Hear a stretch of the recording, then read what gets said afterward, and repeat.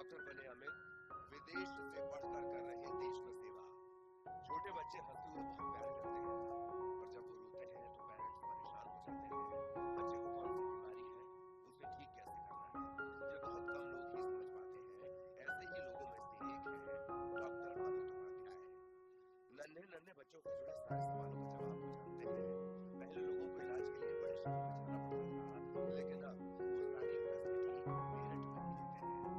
बच्चों की सारी परेशानी को डॉक्टर झट से पहचान लेते हैं। कोविड टाइम में भी हमने यहाँ पे कोविड के पेशेंट्स में ही बच्चों को ही नहीं बट बड़ों को भी हमने ट्रीट किया था, और वो उससे चैलेंजिंग शायद कभी ऐसा हमारे लिए मौका नहीं था जिसके अंदर 4-4, 5-5 घंटे हमारे हॉस्पिटल के अंदर जो डॉक्टर्स थे उनका यही नीड था कि हम जाके बेड साइड पेशेंट्स को कोविड के दौरान भी देखा करते थे।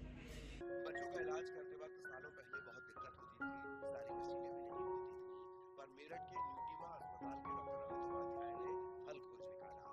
उनके अस्पताल में हर एक फैसिलिटी है ताकि लोगों को इलाज के लिए दूर न जाना पड़े। मैं डॉक्टर अमित उपाध्याय, मैं एमडी पीडियाट्रिक्स और डीएम न्यूरोलॉजी हूँ। मैं यहाँ पे बाल रोग विभाग और नवजात शिशु विशेषज्ञ हूँ, और हमने यहाँ पे इस रीजन की सबसे अच्छी और सबसे बड़ी एनआईसीयू रखी है न्यूटीमा हॉस्पिटल में। और नवजात शिशु के अंदर हम प्रीमेच्योर से प्रीमेच्योर बच्चे जैसे 500-600 ग्राम तक के बच्चों को बचाने में यहाँ पे हमारा स्पेशलाइजेशन है। डॉक्टर ने बदलते लाइफस्टाइल पर बात की। उनका मानना है कि आजकल महिलाएं प्रेगनेंसी के दौरान भी ऑफिस जाती हैं, जिसका असर माँ और बच्चे पर पड़ता है। काम के दौरान उनके पास पानी पीने का भी समय नहीं बचता। 1000 से 1500 पेशेंट हर साल भर्ती होते हैं। तो अब मैं तो 99 में एनडी पेडियाट्रिक्स कंप्लीट करी थी, समझो 25 साल हो गए हैं।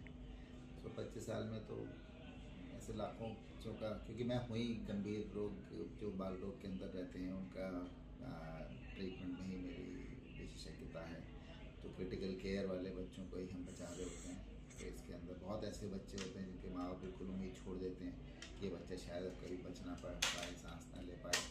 तो हमने ऐसे बच्चों को बहुत जीवन दान दिया है। इससे ये मैं अपना सौभाग्य समझता हूँ। बच्चों के इलाज से जुड़े हर सवाल का जवाब जानने के लिए डॉक्टर ने जमकर ट्रेनिंग ली। भारत के अलग अलग इंस्टीट्यूट के अलावा वो मेलबर्न और ऑस्ट्रेलिया में भी ट्रेनिंग ले चुके हैं। यही वजह है कि आज उनके पास दूर दूर से लोग आते हैं। आम बीमारियां हैं जैसे एनकेफ्लाइटिस, प्रीमेच्योरिटी, देर से रोना, बर्थ एस्फिक्सिया, इस तरह के सीरियस बच्चे जो हैं वो उसमें डॉक्टर एक्चुअली पहले ऐसा रहता था कि हाँ नर्स देखी, हमने बीमारी बताई, दवा दी। अब जैसे सीरियस पेशेंट्स के लिए पहले कोई सुविधा नहीं रहती थी, अब ज़माना आ गया है जिसके अंदर गैजेट्स और इक्विपमेंट्स का बहुत महत्वपूर्ण रोल आ गया है। तो एक तो होगी बस आया पेशेंट आया जैसे सामने ओपीडी में बैठा, मैंने उसको दवा दी, घर जाके उसने दवा ली। एक पेशेंट है जिसको सांस नहीं आ रही, जिसको लिवर फेलियर है, जिसको किडनी फेलियर है, जिसको ब्रेन में कोई रिस्पांस नहीं है, जिसके प्लेटलेट काउंट 10,000 तक पहुंच गए हैं, जिसको कहीं से ब्लीडिंग हो रही है, फेफड़ों में ब्लीडिंग हो रही है। इस तरह के पेशेंट्स को, बच्चों को खासतौर से बहुत स्पेशलाइज्ड केयर की रिक्वायरमेंट रहती है एनआईसीयू में, पीआईसीयू में। तो इनके लिए जो बहुत विशेष इक्विपमेंट चाहिए होते हैं, जैसे वेंटिलेटर है, 1 किलो के बच्चे को हमें वेंटिलेट करना है तो भाई उसके लिए बहुत स्पेशल वेंटिलेटर्स होते हैं। डॉक्टर अमित उपाध्याय ने बताया कि वो अपनी माँ के कहने पर डॉक्टर बने हैं। उनकी माँ गायनी डॉक्टर है, सालों से महिलाओं की सेवा कर रही है। माँ का सपना पूरा करने के लिए अमित भी डॉक्टर बने। मैं बैकग्राउंड मेरे लिए मेडिकल लाइन एक डिफ़ॉल्ट सेटिंग थी, क्योंकि मेरे दोनों पेरेंट्स ही डॉक्टर थे। मेरे पिताजी तो खुद ही बच्चों के ही डॉक्टर थे, यहाँ के बहुत ही प्रख्यात डॉक्टर थे। डॉक्टर वीके उपाध्याय, वो मेडिकल कॉलेज में थे और प्राइवेट में करते थे। तो उन्हीं को फॉलो करते हुए मैं ऑस्ट्रेलिया, दिल्ली से छोड़ के फिर वापस मेरठ आया था।